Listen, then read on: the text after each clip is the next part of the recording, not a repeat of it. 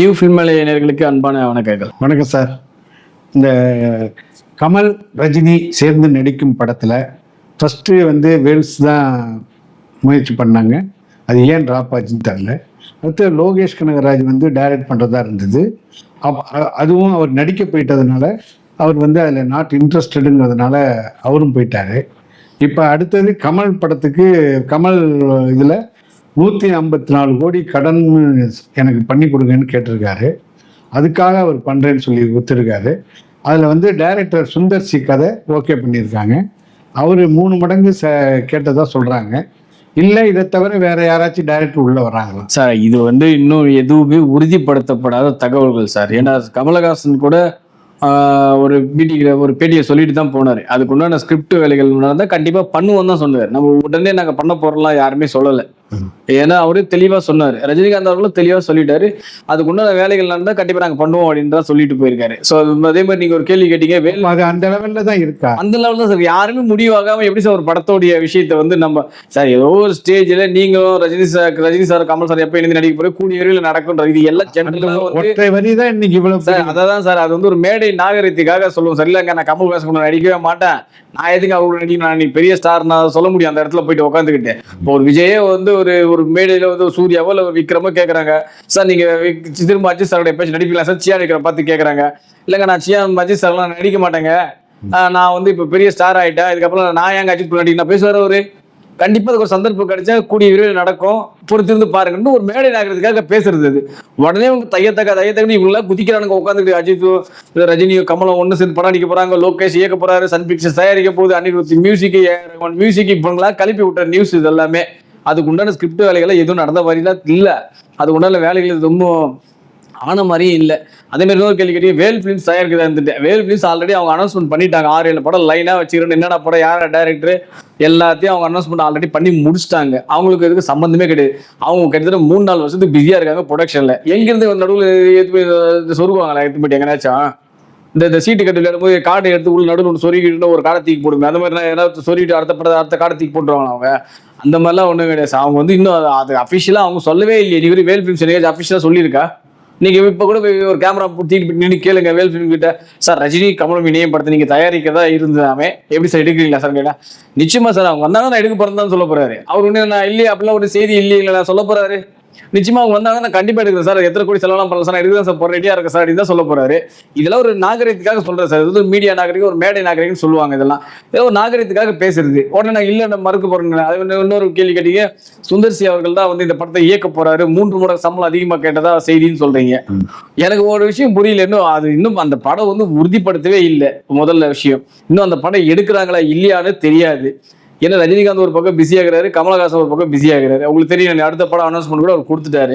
இந்த பக்கம் ரஜினிகாந்த் ஜெயிலர் 2ல பிஸியா இருக்காரு. அடுத்த படத்துக்கு நான் ஸ்கிரிப்டை கேட்டுட்டு இருக்காரு. எனக்கு தெரிஞ்சு அந்த 2018 ஒரு மலையாள படம் வந்துச்சு, உங்களுக்கு தெரியும் நினைக்கிறேன். அந்த படத்தோட இயக்குனர் கிட்டவும் இங்க தெலுங்கு படத்துல ஒரு சின்ன இயக்குனர் கூட ஒரு ஸ்மால் பட்ஜெட்ல ஒரு படம் பண்ணணுன்ற மாதிரி ஒரு 2 பேர்கிட்ட கதை கேட்டு வச்சிருக்காரு. இதுதான் ரஜினிகாந்த் அடுத்த படம் போற படம். இது கதை கேட்டு வச்சிருக்காரு, அதுவும் ஓகே எல்லாம் பண்ணல. அது ரெண்டு யங் ஜென்ரேஷன் டைரக்டர் படம் பண்ணணும்னு ஆசை. அதனால அந்த டைரக்டர்ஸ் கூப்பிடுன்னு சொல்லி மலையாள டைரக்டர் ஒருத்தர் தெலுங்கு டைரக்டர் ஒருத்தர் கூப்பிட்டு பேசியிருக்காரு. இதுதான் நடந்திருக்கு. அதை தாண்டி எந்த விதமான இதுவும் நடந்ததா அதை சொல்லல. ஒரு புல்லு பூடு கூட நகரில் இது வரைக்கும் அவங்க படத்தை சம்பந்தமா இவனுங்கெல்லாம் கிளம்பிட்டு இருக்க ஒரு விஷயம். சுந்தர் சி இயக்குறாரு, மணிரத்னம் இயக்குறாரு, சங்கர் இயக்குறாரு, இவர் இயக்குறாருன்னு சொல்றதுலாம் இவங்க மீடியாக்கள் போடுற கட்டு கதைகள். இது வரைக்கும் அது சம்பந்தமா எந்த செய்திகளும் வரல. நான் அவங்க ஆல்ரெடி அங்கேயே சொல்லியிருந்தேன், எடுக்கிறதா ஒரு பேச்சு இருக்கு. லோகேஷ்லாம் அவரெல்லாம் நான் கிடையாது சார் சொல்லிட்டேன். அதே மாதிரி இன்னொரு கேள்வி கேட்டீங்க, லோகேஷ் நடிக்க போறதுனாலதான் இந்த படம் கை விட்டுட்டாரான்னு கேட்டீங்க. அதுக்கு இதுக்கு எந்த சம்பந்தமும் இல்லை சார். ஏன்னா கூலி படம் பண்ணும்போதே உங்களுக்கே தெரியும் ஒரு ஆல்பம் ரிலீஸ் பண்ணாரு, தெரியுமா? ஞாபகம் இருக்கா? ஸ்ருதிஹாசன் சேர்ந்து ஒரு ஆல்பமே ரிலீஸ் பண்ணாங்க.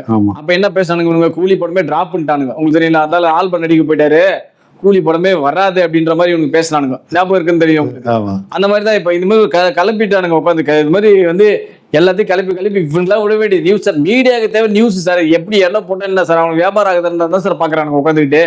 ரஜினி நடிச்சா என்ன, காந்திமதி நடிச்சா இவங்களுக்கு என்ன எதனா ஒரு நியூஸ் போட்டுட்டு டெய்லி உட்காந்துக்கிட்டு இந்த உட்காந்து வெட்டித்தனமா பேசிட்டு இருக்காங்க பாத்தீங்களா. அவங்களுக்கு சினிமாவும் தெரியாது, சினிமா பத்தி ஒண்ணுமே தெரியாது.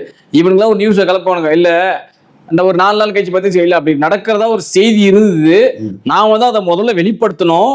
ஆனா இன்னைக்கு பாத்தீங்கன்னா அந்த செய்தி வந்து நடக்கிறதுக்கு வாய்ப்பு இல்லை போல. நாம விசாரிச்சபடி என்ன சொல்றாங்கன்னு சொல்லி இவங்களே மாத்தி பேசிப்பாங்க உட்காந்துட்டு. நீங்க பாத்துருப்பீங்க உட்காந்துட்டு இவங்க சொல்ற கட்டுக்கதைகள் தான் இது எல்லாமே. என்ன சொல்ல போனா இது மாதிரி ஆட்கள் உட்காந்துட்டு பல பேர் இருக்கானுங்க சார் இந்த மீடியாக்குள்ள உட்காந்து கதையா சொல்லுவானுங்க சார் உட்காந்துட்டு. இந்த நம்ம ஊர்ல எல்லாம் தெருக்கூத்து நடக்கும்போது அங்க உள்ள உட்காந்து ஒருத்தர் அந்த இது தபேலா வாசி ஒருத்தர் கதை சொல்லுவாரு. ஆக எப்படி நடந்ததுன்னா ஒரு கதை சொல்லிட்டு இருப்பார்ல, அதை பார்க்கறது ஒரு கும்பல் உட்காந்துருக்கோம். நீங்க பாத்துருப்பீங்க தெருக்கூத்து இந்த டிராமாக்கள்லாம் பாத்தீங்கன்னா அவர் என்ன பெருசுங்கெல்லாம் பாத்தீங்கன்னா அவர் சொல்றதா கேட்பாங்க. இந்த சிறுசுங்கெல்லாம் பாத்தீங்கன்னா இந்த பப்புன்னு ஒருத்தர் ஒருவர் நீங்க பாத்திருப்பீங்க, அதை பார்ப்பாங்க. ரொம்ப ஜெனினா இருக்கும் என்ன பண்ணுவாங்க, நாடகத்தை பார்ப்பாங்க. அந்த அரசரு அந்த ராணி ராஜா மந்திரி என்ன டைலாக் பேசுறாங்கன்றத அதை சொல்றது ஒரு கேங்க் இருக்கும். அந்த மாதிரி கேங்க் தான் இதுங்க எல்லாமே. இப்படிதான் பண்ணிக்கிட்டு இருக்காங்க உட்காந்து ஆளாளுக்கு ஒரு கதை சொல்லிட்டு போயிட்டே இருப்பாங்க சார். நீங்க எதுவுமே இது பண்ணுங்க, எதுவா இருந்தாலும் அவங்க அபிஷியலா சொல்றதுக்கு எந்த படமும் உறுதிப்படுத்தப்பட்ட தகவலே கிடையாது.